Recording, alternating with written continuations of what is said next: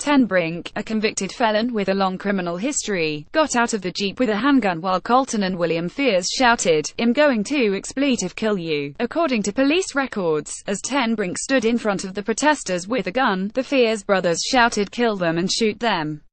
Ten Brink then fired at the group, but the bullet missed the protesters and hit a building behind them. According to police, the men jumped into the Jeep and fled the scene, but not before someone in the group took down their vehicle's license number. Police were able to quickly identify the suspects, and shortly before 9 p.m., an officer located the Jeep and the three men were arrested. Ten Brink admitted to police that he was the shooter. They said, "The only answer left is violence." Hours before the shooting, Ten Brink and William Fears were interviewed by a reporter for the Gainesville Sun and said they drove from Houston to Gainesville to see Spencer speak. "This is a mess. I'm disappointed in the course of things," Ten Brink said in the interview.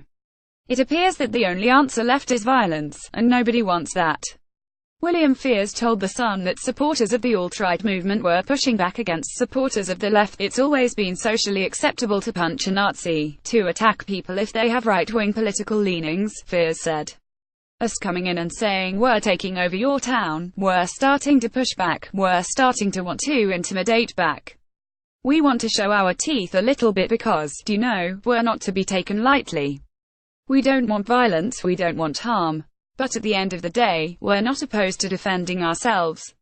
William Fears, who served time in jail for criminal trespass, aggravated kidnapping and possession of a controlled substance, was also interviewed for an August 19 Washington Post article about his participation in the alt-right movement.